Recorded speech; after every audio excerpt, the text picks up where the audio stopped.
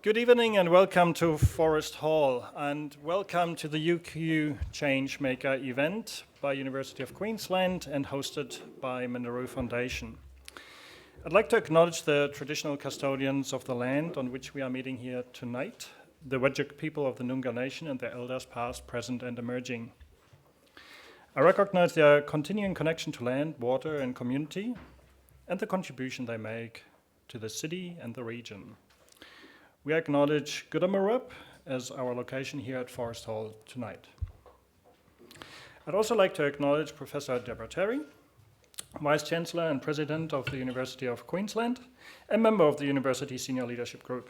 Our panelists, Emeritus Professor Sarah Dunlop, Ms. Lauren Stafford, and Professor Daniel Franks. UQ alumni, friends and donors of UQ colleagues, distinguished guests, Minaroo Foundation, Forest Research Foundation, and of course our online viewers. Thank you for joining us this evening here in Perth. My name is Dr. Ramon Wenzel. I'm the principal in research operations here at Minaroo Foundation, and I support the many experts and specialists and the programs we have at the foundation, all of which engage in some form of research and innovation to bring about positive change for people and planet. More on this in a little moment. Most importantly, I'm delighted to be your MC here tonight. And before we get started, just some little housekeeping, please. So, in case of emergency, exit through this door which you came through, and there's a little button which you need to press probably 100 times in which we get out, and then to the left, and then to the right, and then you see a beautiful river, and we just stay there. If I can ask you, please turn your mobiles on silent, please. And the toilets are just, if you look at me, behind this brick wall there, in case you need them. Finally, as part of your event registration, you have received, or you should have received, one of these hospitality vouchers that are valid for meals and drinks at two of Perth iconic restaurants. One is the Indigo Oscar at Cottesloe Beach, and the other is the Kui at the Swan. And they allow you to just have perhaps a bit better evening there. And shout out to the Z1Z Hospitality Group, which is part of Tatarang, for their generous offering. Now, let's move on to the reason why you're actually here this evening, a discussion.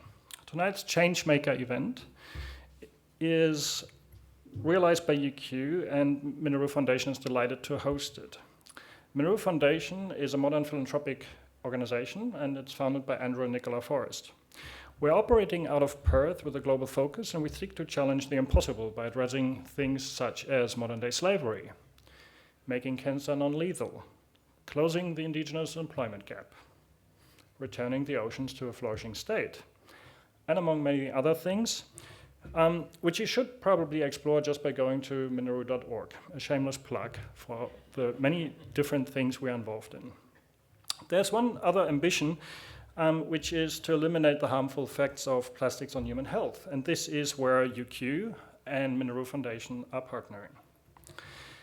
Now, tonight's conversation is headlined, "Necessity is the Mother of Invention." Innovation and science play a critical role in driving a brighter future for humanity, from measuring the health impacts of plastic particles and chemicals, to creating new building materials which lower our carbon footprint. However, the world's most wicked challenges, like climate change, often require experimental, risky, or creative solutions that traditional investors aren't perhaps always willing to fund. And this is where philanthropic organizations and universities can make a clear difference. They can make an impact as places with the resources and the freedom to explore and be curious. There's clearly a role for businesses and government too. So coming up with ideas is only a start, and often, quite frankly, the easier part. However, having them adopted by a critical mass or by an industry, that's what makes them an innovation. And so what are the challenges we face in transitioning great ideas into real, tangible, world-changing solutions? And tonight we'll be discussing these different roles we can all play in advancing innovation for the greater good. I'd like to introduce the panelists of tonight, and in the spirit of time and authenticity, I allow myself to only introduce them briefly and shortly have them share what matters most about their background and work.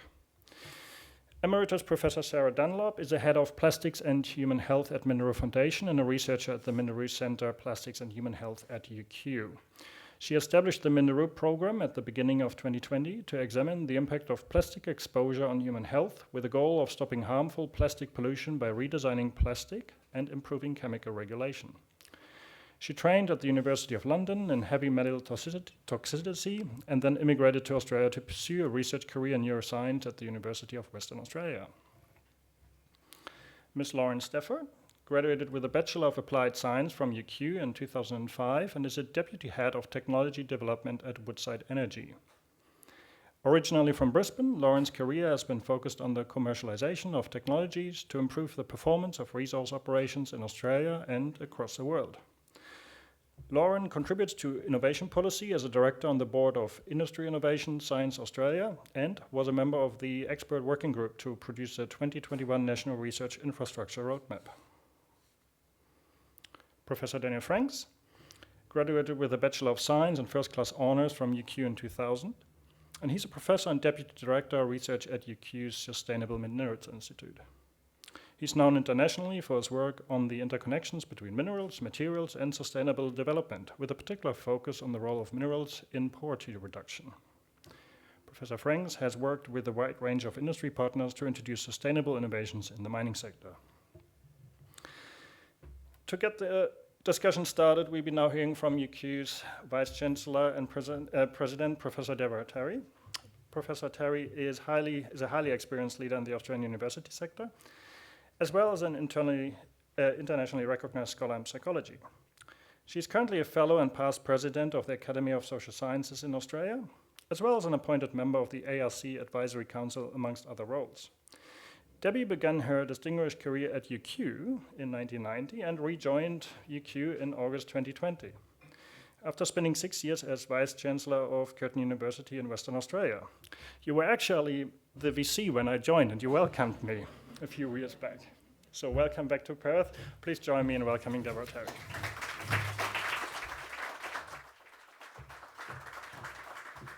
Thank you very much, Ramon, for that kind introduction. And I have to say, when I was last here, Forest Hall 1 was there, but not where we are here today. So great to see the progress. Can I too acknowledge the traditional custodians of the lands on which we are meeting here this evening, the Whadjuk people of the Noongar Nation, and pay my respects and our respects to their elders past, present and emerging as we walk together on the path to reconciliation. To the UQ alumni community and our industry and government partners who have joined us here this evening, I'd like to warmly welcome you to this ChangeMakers event. And I'm delighted to be staging this event here in Perth in partnership with one of Australia's largest and most impactful philanthropic organisations, the Minderoo Foundation.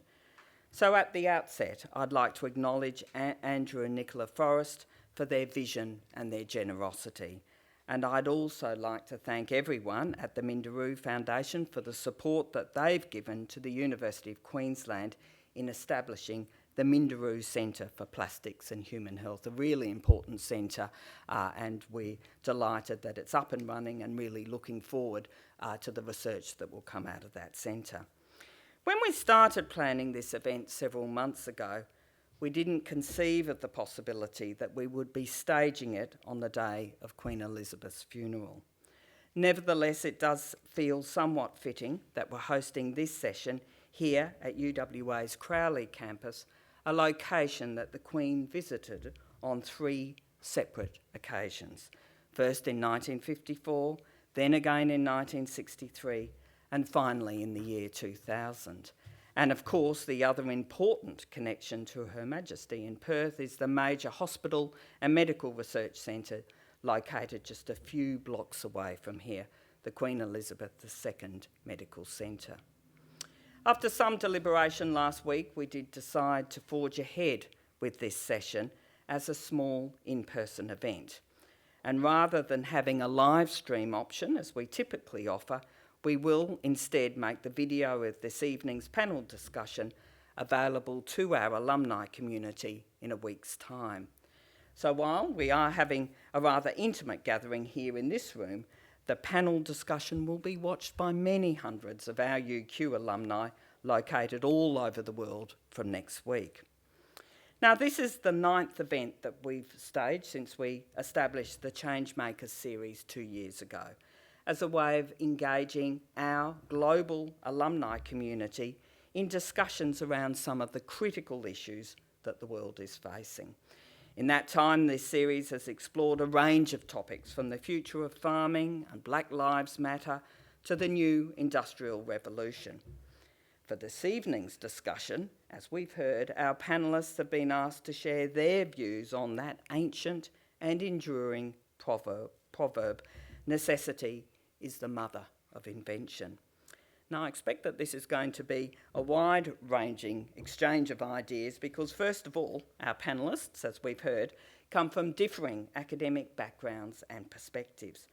And secondly, they have a very broad range of experiences from working across government, industry, philanthropy and academia. From my perspective, each of these segments of our society play a really important but distinctly different role in creating the initiatives, the inventions and the innovations that contribute to human progress. Government, of course, plays a crucial role through policy making and by setting regulations that provide the incentives for others to invest their effort or their capital towards social, economic and environmental progress. Industry inevitably responds to those incentives as well as market needs, motivated by the desire to earn a profit and deliver shareholder returns, absolutely appropriately. And philanthropy plays a critical role too, because it has the freedom to direct capital to risky ventures in order to help drive innovation or societal progress.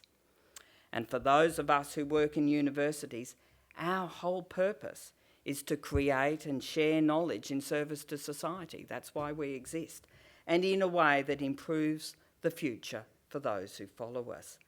We do this most notably, obviously, through our education programs and community engagement activities, but we also contribute hugely to societal progress through our research, from fundamental discovery science right through to the translation and commercialisation of our discoveries. The rapid development of COVID-19 vaccines was a tremendous example of how these distinct segments of our society can drive innovation when they're collaborating with a shared purpose and a shared sense of urgency.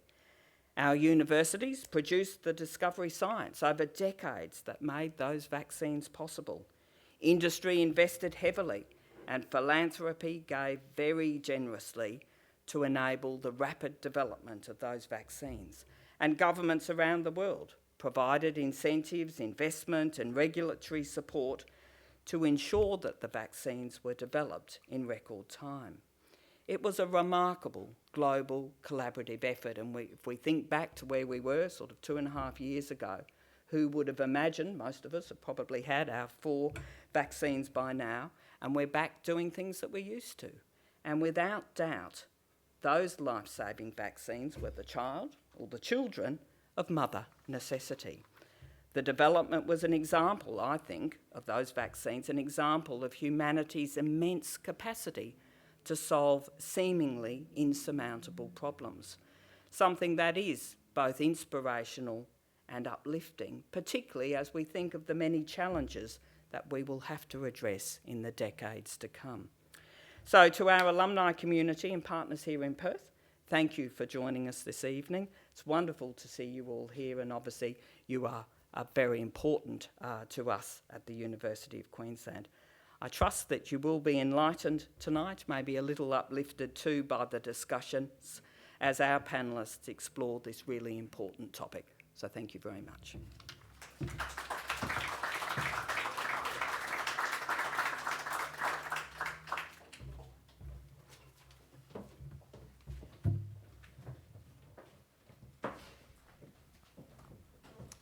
All right. Thank you so much, Deborah Terry. Let's start by talking about your backgrounds and the work you do and why that matters to everyone here in the room and online. What do you do, Lauren? Thanks, Ramon. Well, I've been working to drive technology and innovation in the resources sector and the energy sector for the past 15 years. This is important because these sectors contribute to more than 60% of our export revenue as a country. And so endeavours to make those operations and that industry more efficient and safer and cleaner are only going to have very profound effects on our community. And in the same time, you've got the opportunity to then commercialise the innovation and the technology that you're servicing in your primary market in resources operations as a potential export revenue in and of itself, thus being able to diversify our economy and create really, really fruitful environments for our kids to work in the future. At the moment, I'm managing a portfolio of innovation and technologies at Woodside Energy, mostly targeting on improving our operations. We have things such as robotic products that are non-destructive testing techniques, products that will do visual inspection using digital techniques. We have a program that is focused on designing the business models to integrate additive manufacturing methods into our supply chain, thus making it far more resilient. So those are the types of things that I'm working on at the moment. Thank you so much. Daniel. Well, I've always been fascinated with minerals and Earth, the Mother Earth. I think I got that from my grandfather, who was a small-scale miner in the gem fields, the sapphire fields of Queensland and the opal fields of Queensland. I was lucky enough to go to a high school that had earth sciences, which is pretty rare. There's not that many that have earth sciences, so that kind of nurtured that interest that I had. And then I studied at the University of Queensland, where we have had earth science and geology program for a long time, a very successful one. And I started doing a PhD actually in the Amazon basin, really exciting. It was focused on a very academic topic in geology. We're looking at how the weathering minerals change over time, and that can be used to understand past climates. But I was working in the context of a mining industry in Brazil where there's a lot of social environmental challenges, and that working on rather academic research in that setting made me feel that I had maybe another calling. So I stopped that PhD, went back to study in social and political sciences, so retrained from a geologist to social and political science, and then started to look at the environmental and social challenges that face mining and minerals, which was kind of a different direction from that point on. I've tried not to be based in one discipline. I sort of try and span those disciplinary boundaries, and I joined the University of Queensland Sustainable Minerals Institute, where the largest group of interdisciplinary scientists and social scientists working on sustainability in the minerals sector and the role of minerals in a sustainable world. In between, I've worked at the United Nations Development Programme for some time. I'm the Deputy Director of Research at SMI, but I lead also a program of work on the local minerals and materials used in local development. So think sand and crushed stone, all of those things that are kind of fundamental to our everyday lives, but we don't really notice. So that's the kind of work that I do. Thank you. Sarah, please. Okay, so thank you, Ramon. I work on plastics, and you might wonder why on earth is a neuroscientist, because that's my training, working on plastics. And it came through an incredible opportunity. I was supervising Andrew Forrest during his PhD on marine conservation. And we talked a great deal, and he just we were always competing, right? He threw this question at me, Sarah, do you think plastic gets into the human brain?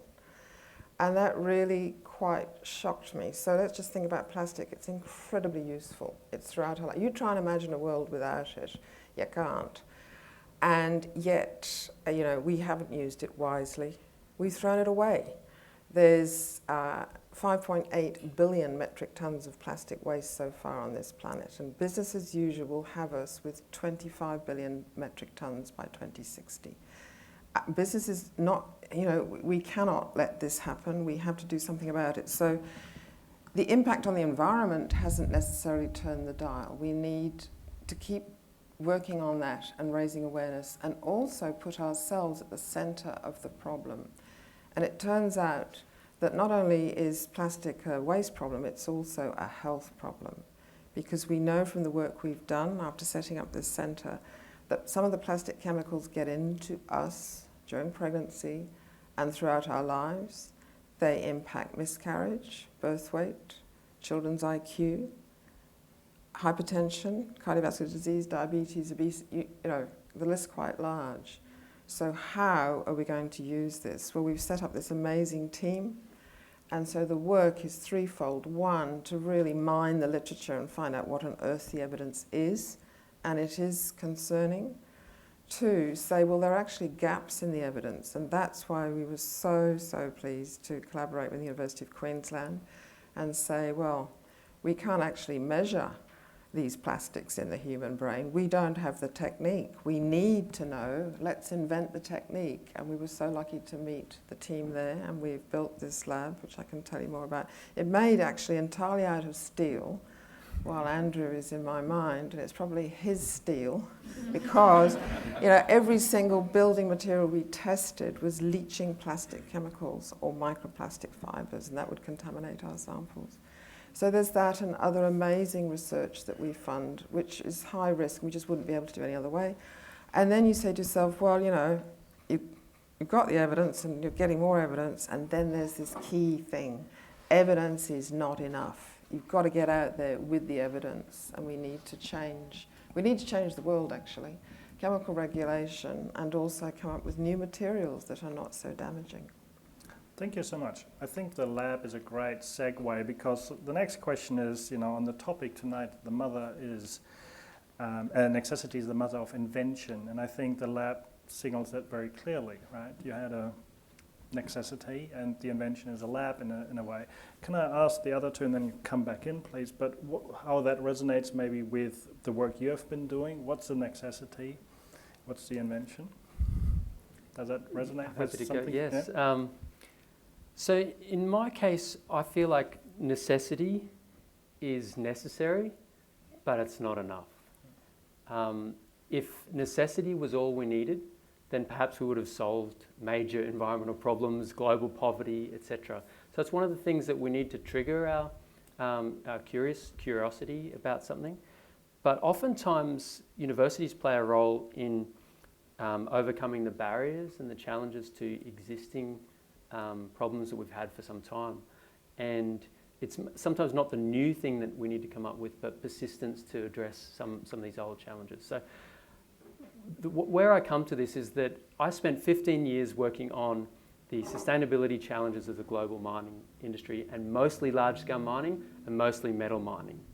And it was only through spending time with the United Nations, with lots and lots of artisanal and small-scale miners, did I realise that the global production of minerals, only 3% of it is metals, just 3%.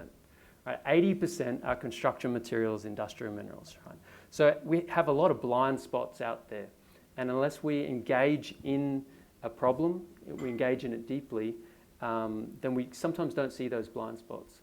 So the work that I do now is focused on local minerals and materials mined by local people for local development.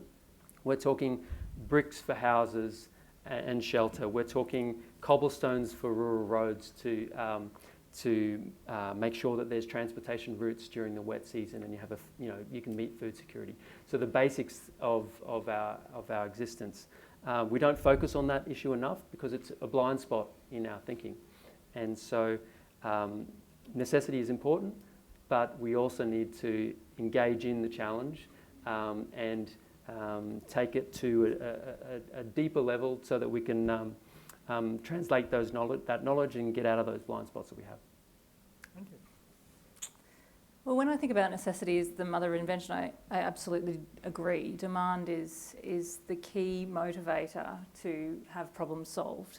I also think that necessity is the mother of innovation, and I make the distinction between invention and innovation because innovation is the realisation of new value, and in many cases the innovation needs to be feasible in 3 dimensions. It has to be feasible from a technical perspective, which is often where the invention aspect comes in. It has to be feasible from a social perspective. Will it be adopted? Will it be used? And it has to be feasible from a commercial or a sustainability perspective. Does the business model meet is it suitable that it will be able to sustain the operations and for these benefits to continue to be realised, whether that be commercial benefits or social benefits or environmental benefits, it doesn't matter, but you have to have those three ingredients in place in order for there to be innovation. And the mantra holds true. Necessity is the mother of both of those things. So Plato wrote in the Socratic dialogue, I looked up the original quote, our need will be the real creator. And I think that never was our need so greater, and therefore the need for invention. And I'm going to give you some examples because, you know, when the next civilization comes along and they'll be scratching their heads at what we did, think about biodiversity loss. They'll be digging through the remains, and the first thing they're going to find, the most thing they're going to find, are chicken bones. Right? You think, well, the truth is that 70% of all birds on this planet are farm chickens, 30% are wild. And with respect to mammals, and we are in that class, 60% of mammals are livestock, 30% is us, and 4% are wild mammals. That's a tragic record of what we've done. And then climate, really, you burnt the fossil fuels? Yet we need them for energy, but we don't think about the consequences of that. And of course, we've got the warming, and we need, apparently, according to the IPCC, to go 7 times faster than we're already going to stick within a 1.5 degree world. So there's a big challenge and a real need. And that's just the temperature, because the carbon and the plastic and the chemical pollution of our oceans is having a real impact on the ability for it to be stable. We're at 8.04 pH. If we drop to 7.95, we wipe out anything with a carbon skeleton, the plankton, etc. They're the base of the food chain. And apparently, we haven't got very long to do that. Net zero by 2045 is not, we've got to do it before then. We've got to stop this pollution. We've got to respect the planet.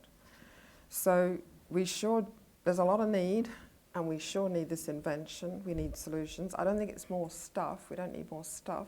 We need very clever things. I was learning about plastic actually being used to make printable solar panels, light ones that can go on roofs. That's fantastic. That's a really good use of plastic.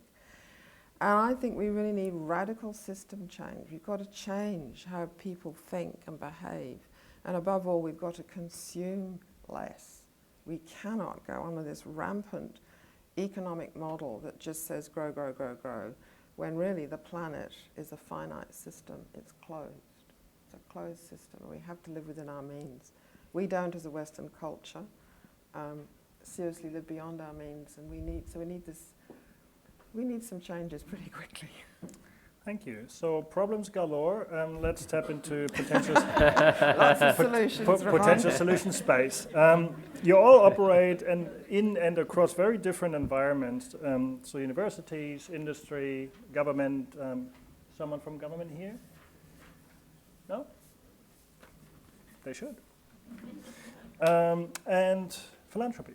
So I would like to understand really deeply, what do you think are the biggest strengths of your respective sort of environment that you operate in, that you work in?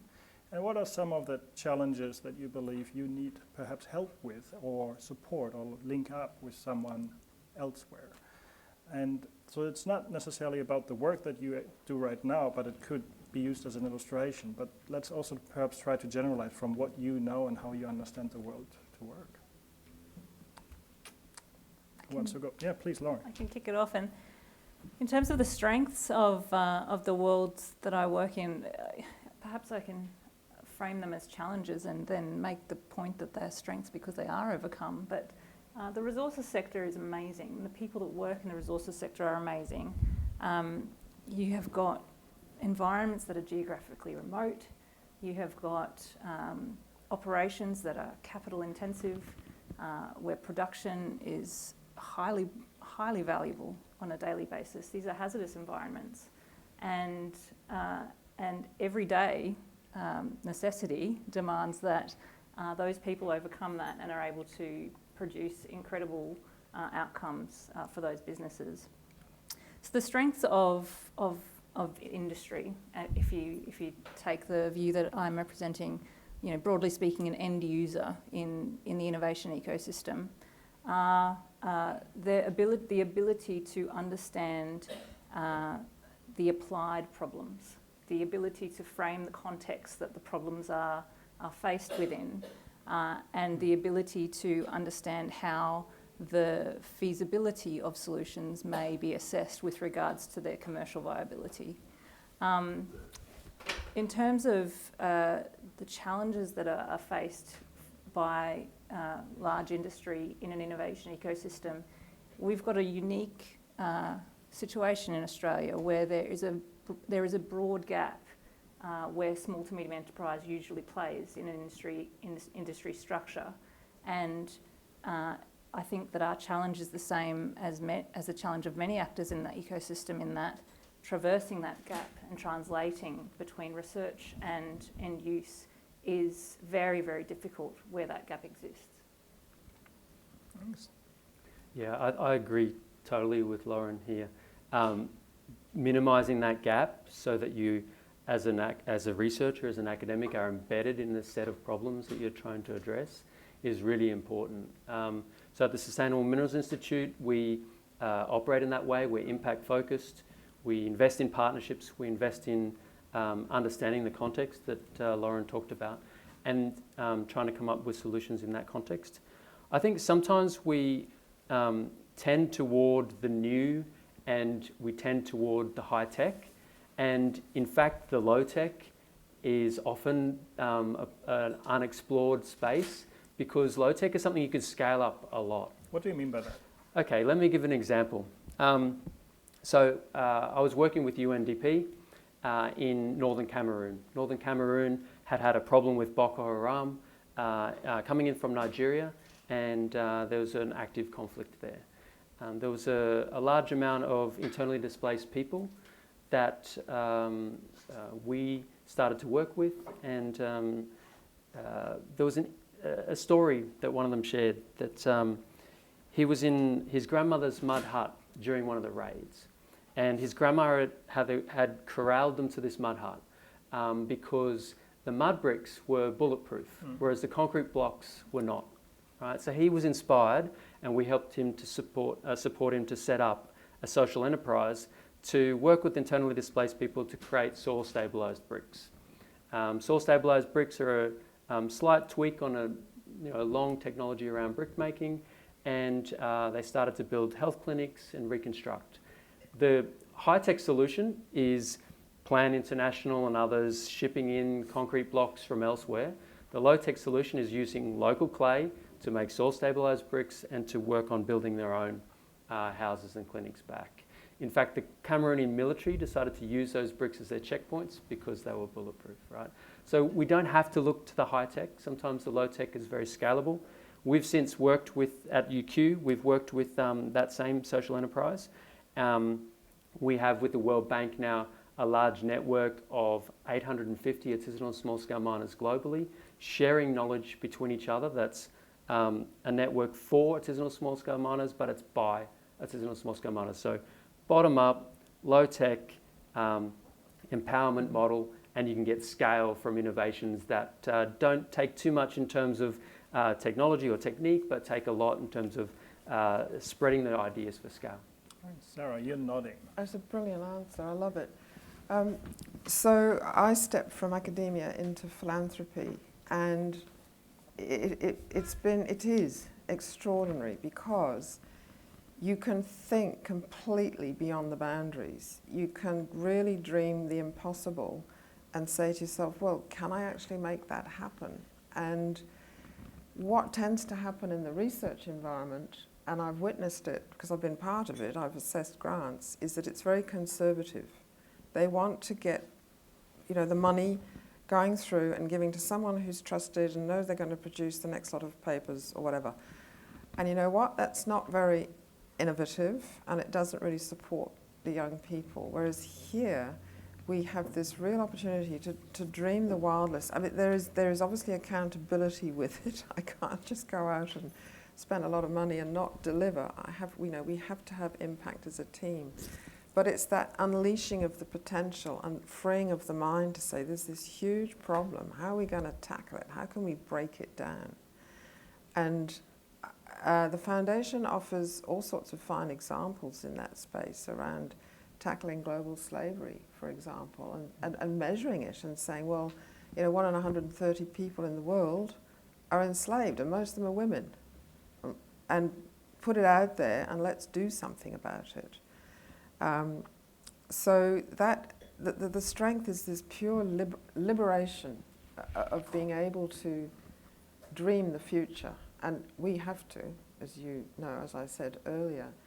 And I think the biggest challenge, because that's the other part of the question, is time, because we don't have it. And we've got to figure out how to accelerate, how to really get this whole massive system change going across all these threats that are coming at us. And, I feel pretty terrified at times. I also feel very angry that we've let this happen, our generation and others. I'm also incredibly optimistic because there are so many fantastic examples, and we all have to get together, work together. Every single component needs to be drawn into this. We all have to be moved to go in the same direction to get the outcomes that we want. Thanks. What you just said reminds me about a fabulous phrase that happened on a podium like this elsewhere, where it was about philanthropy, and it was called privatizing failure and socializing success. So it's about risk capital, right? And I wonder, in these different environments you operate in, how would you look at risk capital? And indeed, maybe we come to you last, right? Maybe we come to Lauren last. But maybe how should universities and philanthropy think about risk capital and the mechanisms? Sorry, myself or Daniel? Please go. Okay, I'm not sure. This is a tough question, Ramon. Thank you very much. Okay, so I think we need to define risk capital. And it's all about defining the aim. What is it that we want to accomplish with this? And how are we going to set all the steps in place, consult widely and the such like. That's the mechanism, right? The risk capital, what exactly is it? What exactly do we mean by that? Maybe the incentive system. So what is each one's incentive for the institution? The incentive should be, if we don't do it, we're cactus. There won't be political, and I don't know how many meters of water or whatever it is, there won't be the political systems or the hospitals or the, anything else, because it'll be underwater. So let's get real about that, and let's figure out, with this thing coming towards us, that, okay, if we don't do anything, there's a hell of a much bigger risk, right? So therefore, what are we going to do? And then parcel it out into these bits that are all connected, by the way, that every threat that I've spoken about is all connected, and think about this systems change, how we change our behaviour in the West and how we support the developing countries to come with us and not expect the same level of consumption that we had. That's what's on the cards. That's what's driving this. And why wouldn't they want that?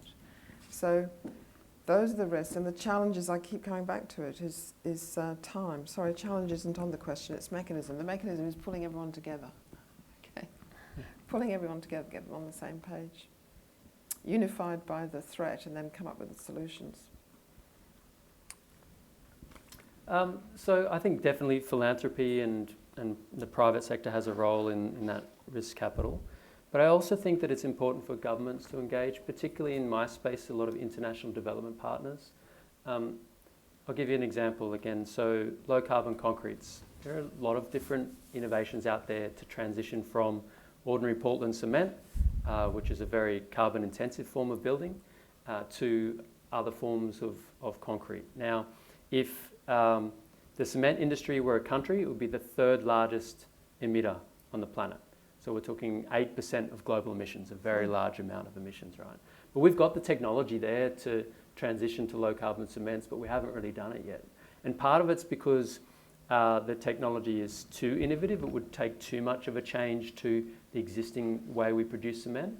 But part of it is that we don't really have the capital available to demonstrate to private sector that it can be done.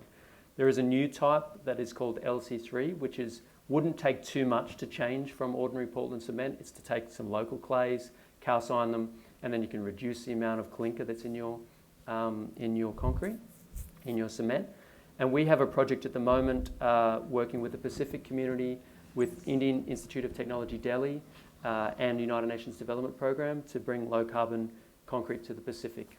And this is a role where we're looking for bilateral development partners, whether it's the Australian government, the New Zealand government and others, to invest to demonstrate the feasibility so that then the private sector can implement it. So we work with the private sector, yes, but the private sector is not ready to make the jump. In fact, the cement factory in Fiji, which supplies all the cement to the Pacific, was built during Fiji's colonial times. So you can see there's not a lot of capital available to invest in that context. So we need governments to invest as much as we need foundations and private sector as well. Well, privatising failure, socialising success. In general, I don't like where incentives are not aligned or where risk and reward is not aligned for an individual actor. So in order to have innovation, you need a couple of ingredients. You need to have demand, you need to have a need, and then you need to have each of the actors in the innovation ecosystem play a role: industry, government, risk capital, entrepreneurs and research. And each of those actors should be motivated and incentivised to have skin in the game. So in general, I don't like the concept of having the risk or the failure being owned by one party and the benefits being owned by another. I think that you have to satisfy the requirements for all incentives to be aligned. Else you get distorted behaviours and possibly not the outcomes you're looking for. So in terms of the right mechanisms, the question is how should we consider and reward risk capital, and what are the right mechanisms to bring this to life? We need to recognise the role that risk capital plays, that they have the ability to catalyse. There is the ability to catalyse innovation that wouldn't occur under normal market conditions. And so the benefits or the value that they're seeking in each of their investment theses needs to be understood, and the reward should be apportioned according to their contribution to the innovation. What great collaborations have you seen that would speak to this in terms of incentive systems and so on from your own work? And what do you think is a good example? Do you want to continue on? Or? Yes, I'll just think of a good example. So I've been very fortunate to be involved with a number of projects and initiatives where actors of the ecosystem have been engaged on a common goal and incentives have been able to be aligned. One of these examples was my experience at the Cooperative Research Centre for Optimising Resource Extraction based out of UQ. Here, all of the major miners were sponsors and partners in the organisation. There were participants in the Tier 1 suppliers to the mining sector. There were small to medium enterprises engaged, and there was researchers from multiple universities across the country involved, and indeed actually international research collaborations as well. What was brilliant in the work that CRSOR did was there was a clear goal and clear leadership to be able to establish what was common, what needs were common across the industry and the problems that research wanted to solve and had the capability to solve with us. So in those circumstances, the risk capital was largely provided by the federal government.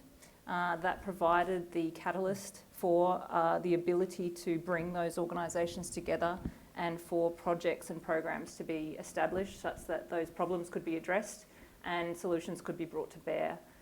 There were 3 major commercialisations coming out of that centre, and it was an example of cross-collaboration that has been really successful. Thank you. It's speaks a bit to your point that it needs that government funding.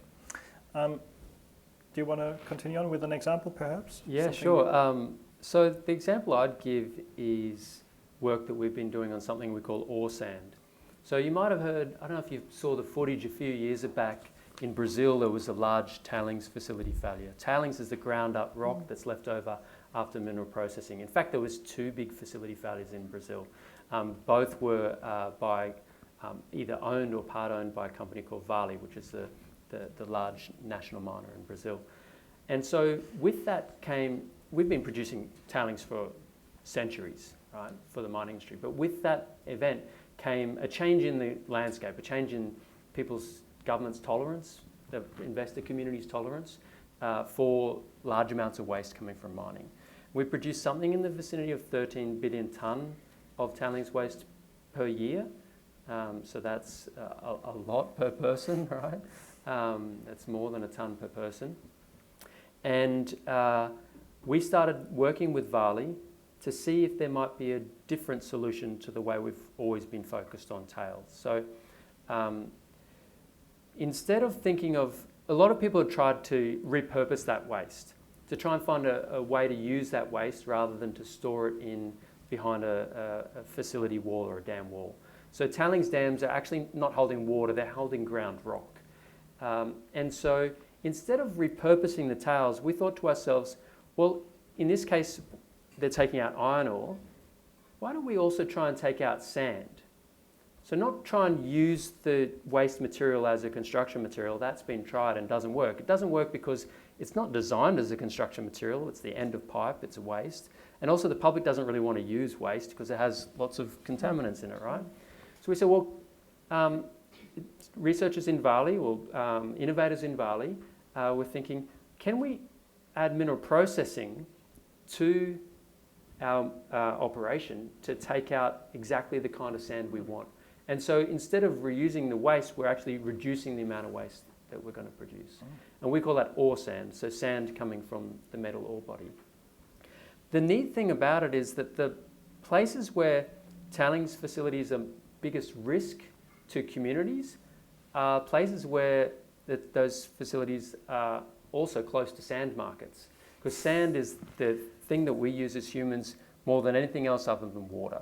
50 billion tonnes a year, a huge amount of sand is used. And if we're crushing a lot of rock in the mining industry to produce that sand, that could be used to provide a solution to that sand. So in some ways, the problem of sand extraction and the problem of mine waste tailings is becoming a solution together. If we can think through all of the challenges of where it's located, can we produce it cleanly, is it fit for purpose, what kind of products there are, and that's the kind of thing we're working on with the mining industry, the sand industry, and researchers across the world. Interesting, thank you. Sarah? So thank you, Ramon. I'd like to give an example of something. We haven't achieved it yet, but we need to. And that's to think about this thing we call plastic and figure out whether we can redesign it, redesign the material. Okay, because at the moment it has these toxic chemicals in it which leach out, and the destiny of every single piece of plastic in the environment is to break up into smaller and smaller pieces of itself, micro and nanoplastics. We've no idea what the health impacts are. So we need a material that doesn't contain toxic chemicals and which, when it breaks down, does not do this sorcerer's apprentice thing, but actually breaks into its component parts. It truly composts, right? And so we need to think of new materials. Now, there are examples that we know about. There are biologically based polymers made by little bacteria, and this is turning out to be a really interesting opportunity because they answer all the properties that we need. And I would imagine that in the first instance that this would be to do with, we would be able to replace single-use plastics. We shouldn't be using single-use plastics, but there are a lot, for example, in the medical area where you do need them. So that would be a solution. And the thing that's extraordinary about this is that it involves all the 4 partners we're talking about tonight. You need the research to come up with the brilliant ideas to get this new magic material. You need government to come on board to help with the driver, one of the sticks, the policy, to say, let's make this stuff. We can't go on producing fossil fuel plastics. And we really need it because the projections are from the OECD that going forward, these bioplastics will still only constitute a fraction, 0.06% or something of the total amount by 2050. We've got to shift that. We really, really do. So that's research, government. And then philanthropy, well, we need those big, bold ideas and being able to pull people together and find all the connections and draw them together. And green chemistry, that's got to be a big part of this. At the moment, chemistry is very traditional, and we need to be able to really unleash the potential of all these bright young things. And then industry, from 2 points of view. One, to change the industry we've already got, who are producing the fossil fuel plastics. And there's huge investment still in the ground to do this. Something like, I don't know how many ethane cracking plants in the United States, which are being built on the basis of very cheap shale oil and gas. And if we don't cap that and redirect that, then we will have even more plastic. But industry also from the point of view of supporting the new industries, the new emerging industries, and give them a head start. And don't do what we did in the past with alternatives to energy. We clamp down renewable energy in some countries by supporting the fossil fuels. We need to flip this round so that all the bets are off and we can all solve these problems. So different, I don't know what to call it. I don't think it's going to be called plastic, but it has to be a different type of material, at least for single-use plastics in the first instance. You're not going to make the Dreamliner out of a biodegradable plastic. Thank you. I would love to field some questions from the audience, please. So we do have a mic here, just there. There's a question. Thank you very much for everything tonight. It has been great. I'm an academic, and as it was mentioned, we often work in a series of small steps which are relatively conservative to an overarching goal. So with that in mind, what can we do in academia to prove to industry leaders that implementation of our research results and new ideas through that is actually economically beneficial for industry and worth the investment? Thank you. Probably aimed at Would me, like isn't to it? take that. I'm not sure that you need to prove that there is economic benefit to implementing the outcomes of research and new knowledge. I think that it's well understood. I think the question is the time horizon and how quickly we can translate research outcomes into valuable products and services that will make the world better.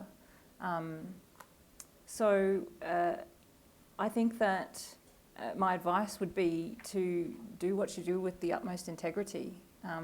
Foster relationships of trust and respect. Listen to the others' perspectives and to the challenges that they face. One of the pieces of advice that I often give to entrepreneurs is that if you're going into a large industry partner or somebody that you like to work with, ask them what their top 10 priorities are. Understand their perspective because it can help you to direct your attention to the right and most beneficial place quickest, or find the areas where they have the time horizon that is needed to bring this research to market. That would be my advice. I want to follow up on this. Matching people with each other, ideas and people. You are part of many different networks and so on. What have you maybe learned about making that happen, especially for alumni, be it in academia or industry? What's a good way of doing it? Just saying, establish a network is too easy, but what did you take away so people can talk? That's a big Sorry. question. I think, what can I take away? Connect as humans, first and foremost. That's what we have in common. And that is one of the fastest ways to establish a basis from which you can have a very, very interesting and fruitful conversation where you can gain the greatest level of understanding of each other's positions in a very short amount of time. Thank you. Do you like to speak to the original question? I'd like to respectfully disagree about just part of it, and that's to do with the economics, because the world goes round on economics, like it or not. You know, industry's only going to be there to make a buck, to make the money. The problem is that we've put making the money before people on the planet. And the reason we've been able to get away with it, and I say we because we're the users of these industry products, is because we have never paid the full cost of what we do. So we have, you know, the huge economic impacts of just air pollution from burning fossil fuel. That kills millions of people. And the other damage that we're doing to the environment, it's never factored in, which is why the business model is wrong. You know, they are externalizing the costs, and the people who are paying is the planet and us and health. So I think we need a total recalibration of what it is that we do and the use of our resources, and then industry will realise, well, actually, these costs need to be included. Let's do it differently, and they will come up with it. They will. I'm sure they will. I can't think of an example off the top of my head. I'm sure there are plenty, but very, very smart people out there to get the business model right. Thank you. Another question? Yep, just over there. I can probably. The mic, for the online viewers, the microphone is coming to you. Just 1 second. Thank you.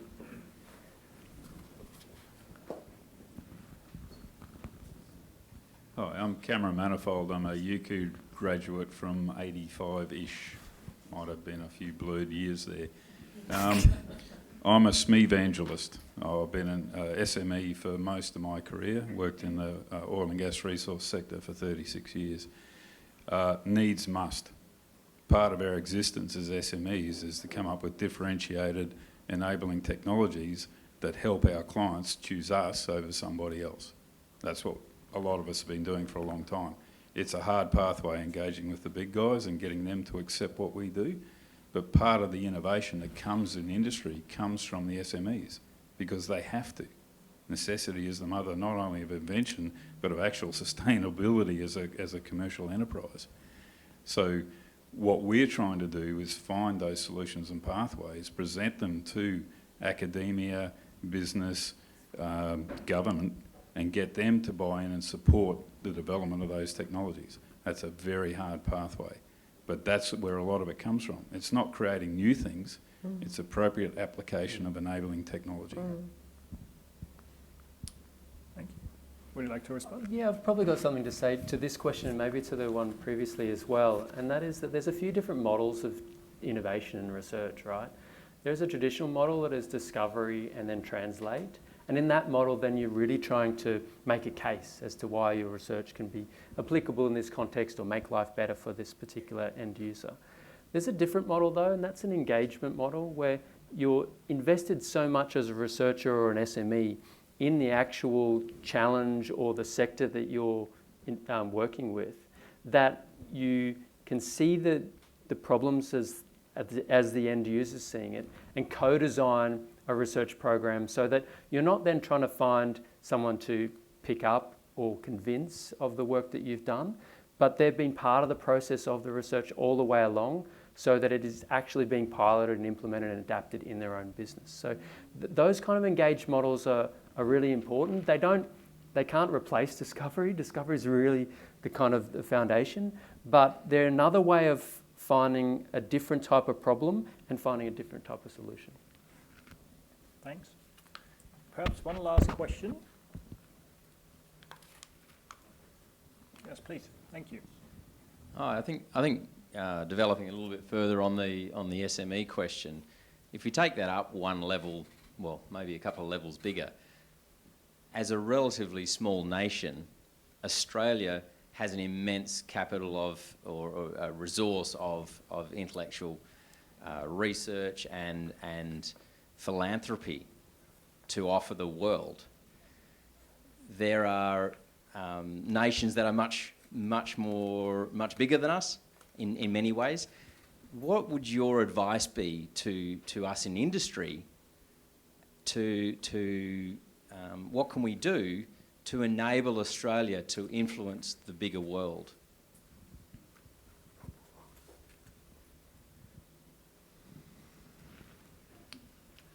Who wants to Shall I go? That's a go? good question. Very good question.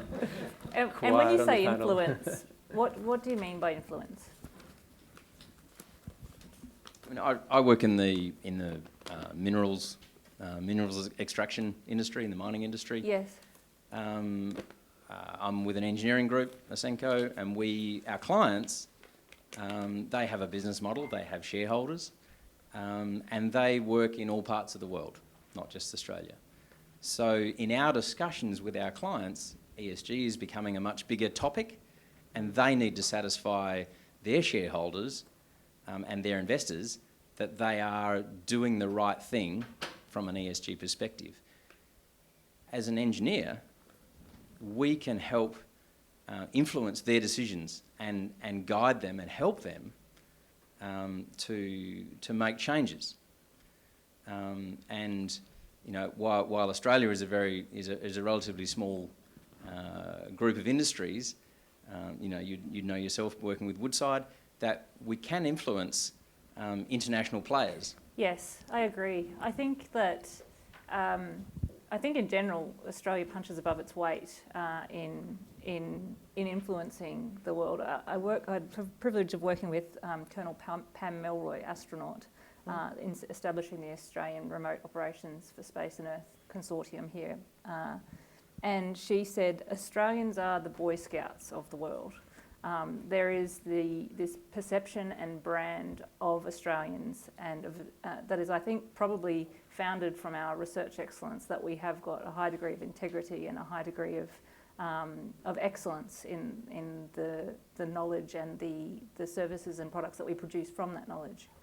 And I think there's also an opportunity, given how prominent we are on the global stage, particularly in the resources sector, to leverage the partnerships that we have and the channels that we have into markets, and understand where sentiments are changing and where there is demand that is being created, and feed that into a Team Australia story, where we can then use that information to capitalise on what is going to be an incredible transition over the course of the next couple of decades.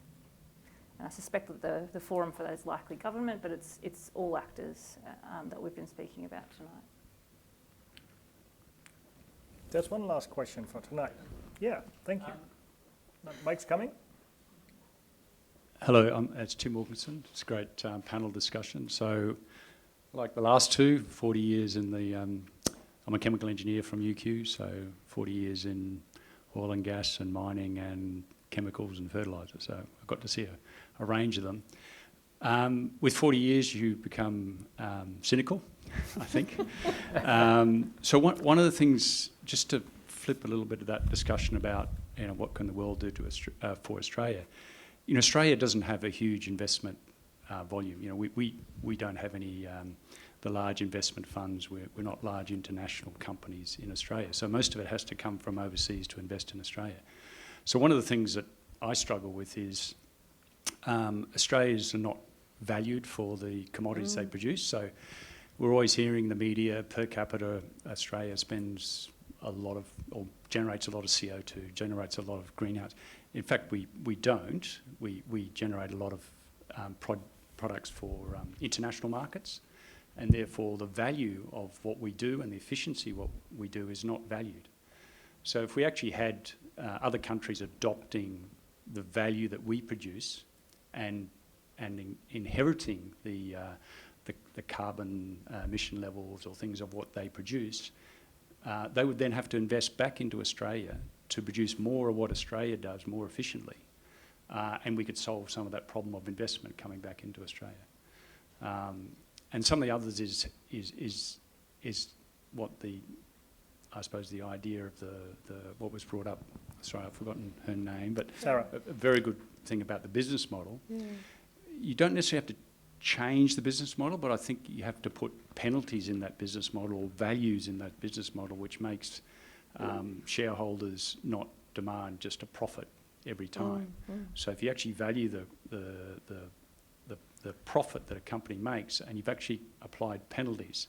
Now, the problem with penalties is everybody for the last 20 years has always said, no, you've got to incentivise, you've got to show benefits, you've got to create that sort of thing. But a penalty is a way that you can actually make something of value or valued for what it truly does to the planet.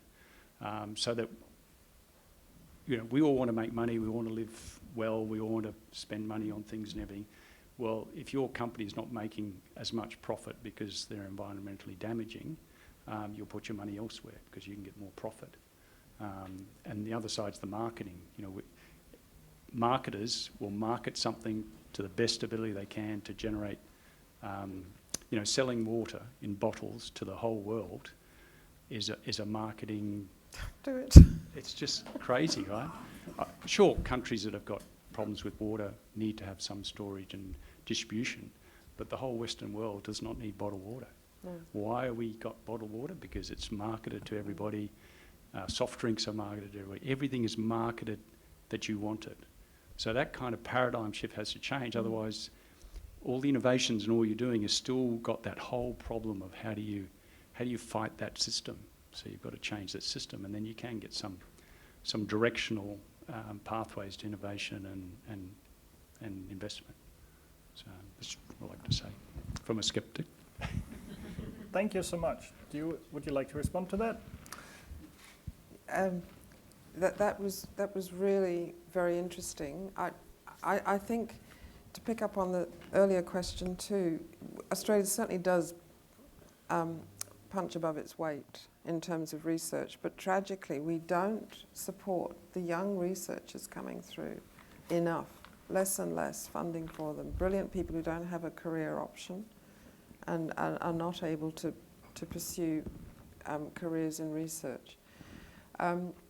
So this whole question of how we change the system, it sure needs to be changed. And one example that our chairman gave was on plastic, in fact, and that is that if you taxed plastic, put a small levy on it, it wouldn't do much for the price of a takeaway cup of coffee. And by the way, you shouldn't be using takeaway cups, please. I'm not promoting that, because they actually release loads of nanoplastics every time you put hot water in them, so don't do it. But that tax, will give the money that we need to get better recycling. I see we've got Chaco Twext in the audience. Great mind around how we really accelerate recycling so we don't dump it in the environment. And it's getting the carrot and the stick and the balance of the two, and not have industry, you know, not comply. We have to be able to bring everybody to the table to say, this is the problem, and we need to do X, Y, and Z. So I actually think we know what to do. It's how we do it is going to be hard. And we just don't have the time to have this huge, long debate that we had on climate change for 30 years and not believing it. So let's get on and solve the problem. Let's get on with solving the problem. I think I take that as a segue. That brings us to the end of tonight's evening, or part one. Part two coming up shortly. I'd like to thank Debbie and University of Queensland. I'd like to thank Sarah, Daniel, Lauren for their time, and the whole UQ community for coming in and dialing in. And I appreciate to learn from so many experts and different views. And what I would like to do ahead of time is thank the viewers from around the world for coming into this conversation. And also we hope you took some fascinating insights from those conversations. What is coming up, I understand, are a couple of resources UQ will make available, and a couple of pieces from the panel members that be published on the ChangeMakers website. And it's been wonderful to be here with you all. We don't have bottled water, but we do have a few other liquid things in bottles just over there. Stay on and enjoy the night. Thank you so much for being here.